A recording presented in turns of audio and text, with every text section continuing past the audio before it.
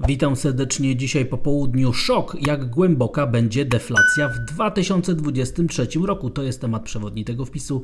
Na samym początku zachęcam do subskrybowania, dodawania komentarzy i dawania lajków. Jeżeli uważacie, że te materiały niosą dla Was jakąś wartość, informuję także i zachęcam wszystkich do polubienia naszego nowego profilu na Instagramie oraz także informuję, że jutro o godzinie 18 zrobimy nasze następne spotkanie Q&A, czyli pytania i odpowiedzi. Zapraszam i zaczynamy. Tego odcinka jest Dom Maklerski XTB, który oferuje teraz m.in. akcje ułamkowe. Akcje ułamkowe umożliwiają inwestowanie w niewielką część akcji wybranej spółki, dzięki czemu nie tylko zwiększają swobodę w doborze walorów do portfela, ale również ułatwiają kontrolę nad inwestycjami. Więcej szczegółów w linku w opisie i w komentarzu. Bardzo gorąco to polecam. Andrzej Stefaniak. Szok, jak głęboka będzie deflacja w 2023 roku. Drodzy Państwo, jak zobaczycie za chwilę serię ważnych informacji makroekonomicznych, to temat deflacji pojawi się bardzo realny na przestrzeni następnych miesięcy i zobaczycie, drodzy Państwo, że słowo szok jest niezwykle ważne i teraz jest bardzo adekwatne do tego, co się dzieje ze względu na silną, gigantyczną dynamikę wahań. W poprzednim roku inflacja zaskakiwała nas dodatnie, szliśmy bardzo mocno w górę. Teraz mamy procesy dezinflacyjne, które w niektórych krajach przekształcają się już w deflację i pytanie jest, jak głęboka teraz będzie ta deflacja, ponieważ widząc to, co się dzieje na wykresach, jakie jest silne odwrócenie w stylu V, można z bardzo dużym prawdopodobieństwem stwierdzić, że wkrótce, czyli w kolejnych miesiącach, będziemy świadkami gigantycznego pogłębienia procesów deflacyjnych, proszę Państwa, deflacyjnych, to jest dobre słowo, czyli spadku inflacji, nie tylko spadku procesów inflacyjnych, czyli dezinflacji, ale deflacji, czyli spadku cen w ujęciu rok do roku, ponieważ te procesy przychodzą do nas z zachodu. I na tych kolejnych wykresach będziemy już widzieć, jak na przestrzeni ostatnich miesięcy i tygodni w krajach europejskich pojawiła się deflacja i wkrótce prawdopodobnie dotrze ona także do Polski. Zaczynamy od wykresu inflacji producenckiej w Hiszpanii, która dzisiaj się pojawiła i widzimy, że deflacja w maju sięgnęła już prawie minus 7%. Jest ogromnie prawdopodobne, że będziemy dalej spadać na deflacji i jest ogromnie prawdopodobne, że w okresie letnich wakacji ta deflacja w Hiszpanii będzie na głęboko dwucyfrowych poziomach, która może zejść nawet do 20-30% deflacji, drodzy Państwo. I takie podobne procesy, chociaż oczywiście nie aż tak głębokie, będziemy obserwować prawdopodobnie w innych krajach i także prawdopodobnie polska gospodarka także otrze się o deflację, drodzy Państwo, deflację. Jeszcze raz przypomnę, nie dezinflację, nie hiperinflację, tylko deflację, czyli spadek cen rok do roku. Inflacja producencka w Hiszpanii jest tego najlepszym dowodem. Dzisiaj poznaliśmy także dane o inflacji w Finlandii. Ta inflacja producencka także wynosi prawie minus 7% i także widać, jakie jest silne odwrócenie w typu V. Ten szczyt inflacji producenckiej był we wrześniu, w październiku, więc prawdopodobnie we wrześniu i w październiku będziemy mieć kulminację deflacji, drodzy Państwo, w Europie. No i w ostatnim czasie była także inflacja dla Portugalii i jak widzimy tutaj także deflacja, drodzy Państwo, jest na tapecie, a nie tylko procesy dezinflacyjne i prawdopodobnie będą one docierały także tutaj do naszego środkowoeuropejskiego obszaru części kontynentu z powodu głównej przyczyny teraz inflacji. Ta inflacja była wywoływana węglowodorami, zwłaszcza w Europie ceną gazu i widzimy tutaj, jak inflacja producencka dla całej strefy się zachowywała. I ona na chwilę obecną wynosi plus 1%, ale jest ogromnie prawdopodobne, że już w czerwcu będziemy mieć deflację na inflacji producenckiej także dla całej strefy euro i pośrednio także dla Polski, ponieważ na tym wykresie także, tym pomarańczowym wykresem widzimy, jak kształtowała się inflacja producencka w naszym kraju, więc jest ogromnie prawdopodobne, że w okresach letnich wakacji 2023 Będziemy mieć także deflację w Polsce na inflacji producenckiej i to pociągnie oczywiście także gigantyczny spadek inflacji konsumenckiej w naszym kraju, więc jest ogromnie prawdopodobne, że inflacja konsumencka w Polsce stanie się jednocyfrowa i pozwoli na obniżki stóp procentowych być może już nawet od września. Także jak głęboka będzie deflacja w Europie w 2023 roku? Myślę, że kulminacja procesów deflacyjnych będzie w sierpniu, wrześniu, w październiku, ale w sierpniu i we wrześniu będziemy mieć gigantyczny napływ wszystkich informacji o tym, jak głęboka będzie deflacja. Jeszcze raz przypomnę, deflacja, nie desinflacja. Nie żadna hiperinflacja, tylko deflacja, gigantyczny spadek cen w Europie, co obserwujemy na tych wskaźnikach, które wcześniej były pokazywane. A jak widzimy, deflację widzimy już także w Polsce na podstawie tego, jakie są ceny skupu podstawowych produktów rolnych. Więc skoro w maju ta deflacja cen żywności w Polsce wynosi już minus 5%, więc prawdopodobnie deflacja jeszcze bardziej się pogłębi i w okresach letnich wakacji stanie się dwucyfrowa. Warto być tego świadomym, że działają czynniki związane z makroekonomią, statystyczny efekt bazy plus dodatkowo gigantyczne spadki cen węglowodorów i to wszystko skłania ku tezie, żeby patrzeć teraz, jak głęboka będzie deflacja w 2023 roku i należy się z tego cieszyć, ponieważ będziemy świadkami spadku cen produktów, które są przez nas kupowane w sklepach i to pozwoli także na to, żeby realnie myśleć o obniżkach stóp procentowych.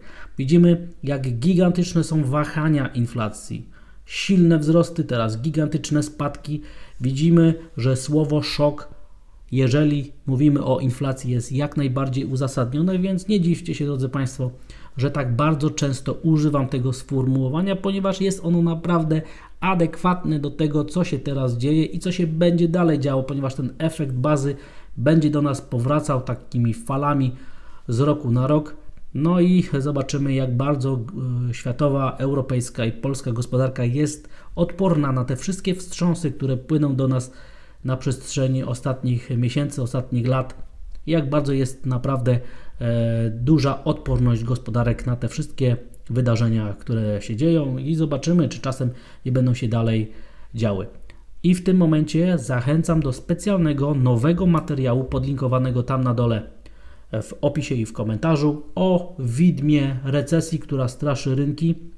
Czy widmo recesji straszy rynki? Naprawdę warto się z tymi materiałami zaznajamiać, żeby zobaczyć, co teraz powoduje, że mamy ruchy, zwłaszcza na indeksach giełdowych. Przypomnę, tam na dole w opisie i w komentarzu jest link do tego specjalnego materiału, który mówi o tym, o tych perspektywach makroekonomicznych i o tym, co się może wydarzyć na rynkach finansowych w dalszej perspektywie.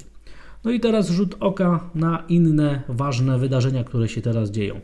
Rynek akcji teraz i wszystkie inne rynki finansowe dyskontują potencjalną wojnę domową w Rosji i zobaczymy, jak dzisiaj rynek na Wall Street będzie się zachowywać względem tych wydarzeń. Wstępnie widać, że zaczynają rosnąć oczekiwania co do przyszłych zysków na akcje dla spółek giełdowych. To jest potencjalny dobry prognostyk co do zachowania cen akcji, więc moim zdaniem jest rosnące prawdopodobieństwo, że końcówka tego roku będzie korzystna dla indeksów giełdowych. Natomiast wskaźniki rynkowe, makroekonomiczne zaczynają pokazywać nam rodzące się prawdopodobieństwo dalszego spowolnienia gospodarczego, być może nawet recesji. Widzimy to po zachowaniu odwróconej krzywej dochodowości, widzimy to po zachowaniu inwersji krzywej dochodowości, widzimy to po wskaźnikach makroekonomicznych, które w ostatnim czasie zaczynają nam sygnalizować osłabienie gospodarcze. Więc pytanie jest, czy ożywienie gospodarcze na świecie nie przyjmie takiego kształtu litery W, czyli że teraz będzie przed nami drugie dno jakiegoś uderzenia, spowolnienia gospodarczego. To jest bardzo interesujące pytanie, ponieważ rynek tego absolutnie nie uwzględniał, a te podwyższone poziomy inflacji w ostatnich miesiącach to doprowadziły do podwyżek stóp procentowych i to jest główny powód teraz tego, że tak gospodarka zaczyna hamować. W ostatnim czasie, w ostatnich dniach, w ostatnich godzinach obserwowaliśmy niezwykle rzadkie zjawisko. Ostatnio raz obserwowane w takim stopniu w 1992 roku, kiedy spadek indeksu WIX czyli indeksu strachu, występował w sytuacji, kiedy także indeksy giełdowe spadały. Zwykle jest tak, że jeżeli indeksy giełdowe spadają, to wskaźnik strachu rośnie, a w tej sytuacji było odwrotnie. Wskaźnik strachu spadał, zmienność zanikała, a indeksy giełdowe także powoli zaczęły spadać. I to jest coś, co zdarza się bardzo rzadko i warto to odnotować. Amerykańskie obligacje, moim zdaniem, na nie warto teraz spoglądać, ponieważ moim zdaniem skarb amerykański już zatankował, odnowił swoje rezerwy gotówkowe i amerykańskie obligacje są gotowe do rozpoczęcia następnej fali spadku rentowności, czyli wzrostu stóp. Widać to także, jak bardzo przesunęła się względem ostatnich dni cała krzywa dochodowości dla Niemiec i bardzo podobne zjawisko dzieje się na innych obligacjach różnych innych krajów. Obserwujemy, że te zjawiska związane z potencjalnym ryzykiem geopolitycznym, potencjalną wojną domową w Rosji już teraz przenosi się na zachowanie pszenicy, ponieważ potencjalna rozpoczynająca się ofensywa ukraińska plus te wydarzenia w ostatnich dniach w Rosji powodują mocny wzrost ceny pszenicy i dzisiaj znowu widzimy wzrosty, które już teraz przynoszą nam 25% odbicie od minimów sprzed miesiąca. No i zobaczymy, czy dzisiaj znowu zaliczymy sesję spadkową na Wall Street. Jeżeli tak się stanie, to te wszystkie wydarzenia będą negatywnie odebrane przez indeksy giełdowe i jeżeli ten poziom 16 tysięcy punktów także nie doprowadzi do tego, że indeks giełdowy DAX wróci na ten poziom, to także wydarzenia na giełdzie w Niemczech będą negatywnie odebrane przez rynki finansowe. Z danych makroekonomicznych widzimy, jak te wskaźniki IFO, które dzisiaj poznaliśmy, zaskoczyły inwestorów negatywnie. Wskaźnik Business Climate był gorszy niż skrajnie pesymistyczne prognozy i także oczekiwania były gorsze, dlatego też te dane zaczynają wskazywać ten sam trend, który był obserwowany na wskaźnikach PMI.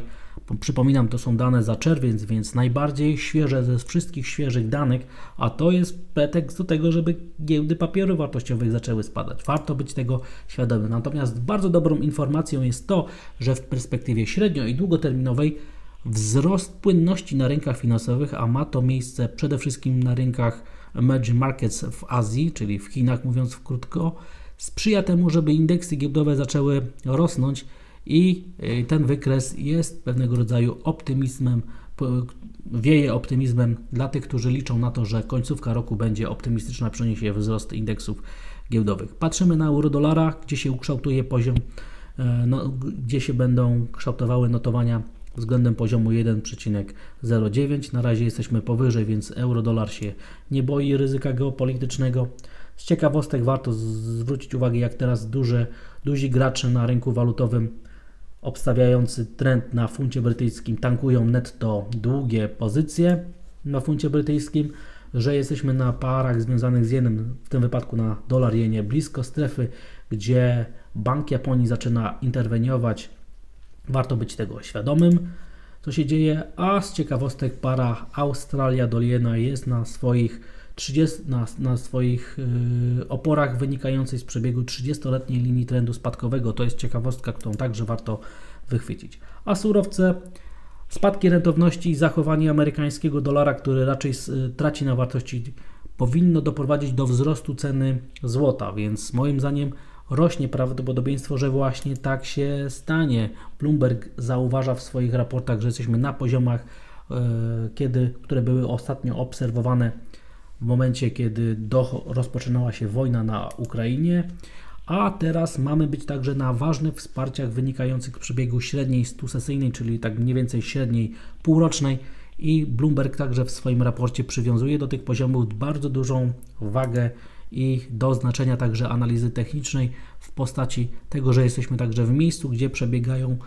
przebiega dolne ograniczenie takiego półrocznego kanału wzrostowego, więc naprawdę wsparcia mają znaczenie, jeżeli rentowności pójdą w dół, a euro-dolar w górę, więc to będzie wyśmienita pożywka do tego, żeby liczyć i myśleć nad tym, że będziemy świadkami trendu wzrostowego, impulsu wzrostowego na cenie złota.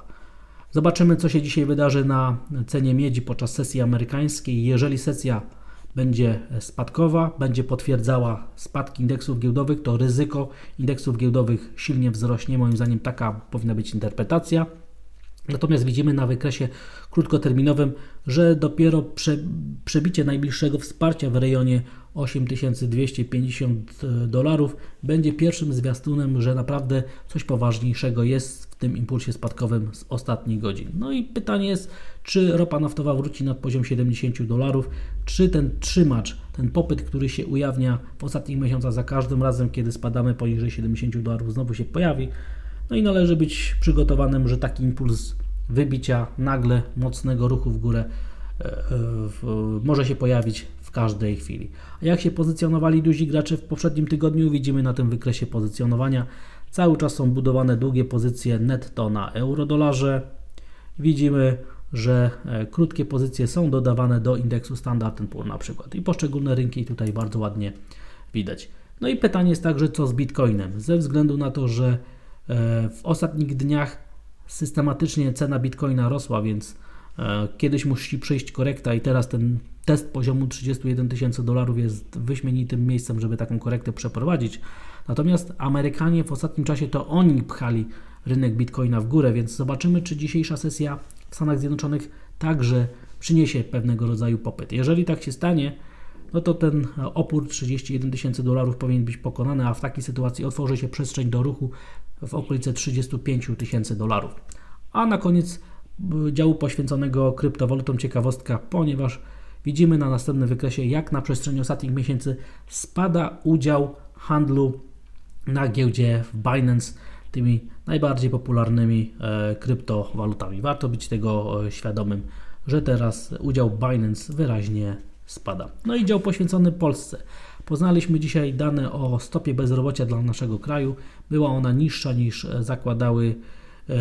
było to w kwietniu. Natomiast widzimy, że ścieżka zachowania się liczby zarejestrowanych bezrobotnych jest mniej więcej taka sama jak w poprzednich latach, więc jakoś takiego mocnego spowolnienia gospodarczego tutaj naprawdę nie widać i moim zdaniem dane nam bardzo mocno twierdzą i wskazują, że rynek polski, rynek pracy i gospodarka cały czas jest odporna na spowolnienia gospodarcze wynikające z podwyżek stóp procentowych, ale dzisiaj mamy osłabienie krajowej waluty, warto być tego świadomym, natomiast widzimy presję na rzecz polskich obligacji i zobaczymy, ponieważ trwa atak na ostatnie minima, na minima tegoroczne, czy poziom 5,70 zostanie pokonany na dziesiątkach. Jeżeli tak się stanie, otworzy się perspektywa do zaliczenia następnej fali umocnienia cen, czyli spadku rentowności, to byłaby bardzo dobra wiadomość. No i pytanie, co się wydarzy z giełdą papierów wartościowych, która ewidentnie dzisiaj nie chce spadać, natomiast do najbliższego wsparcia jest jeszcze troszeczkę miejsca, a dopiero spadek poniżej 2000 punktów zmieniłby sytuację techniczną na taką bardziej prospadkową, a do tego jest jeszcze naprawdę bardzo daleko. Drodzy Państwo, jeszcze raz zachęcam do tego specjalnego materiału podlinkowanego tam na dole w opisie i w komentarzu, czy widmo recesji wystraszy rynki. Warto się z tym materiałem zaznajomić. Przypominam, na dole link w opisie i w komentarzu. Dziękuję za odsłuchanie tego materiału. Zachęcam do subskrybowania, dodawania komentarzy i dawania lajków, jeżeli uważacie, że te materiały niosą dla Was jakąś wartość. Przypominam i zachęcam do tego, żeby polubić nasz profil na Instagramie, gdzie pokazujemy, jak żyje Ace Market U po godzinach pracy w biurze i oczywiście także zachęcam i zapraszam jutro o godzinie 18 na nasze następne spotkanie Q&A, czyli pytania i odpowiedzi. Wszystkiego dobrego, życzę stopy zwrotu, do zobaczenia i widzimy się i słyszymy jutro o poranku. Pozdrawiam. Jeśli uważasz, że moja praca ma sens i jakoś Ci pomogła, to pod filmem kliknij w podziękuj, a potem kup i wyślij mi premię. Bardzo dziękuję za docenienie. Andrzej Stefaniak.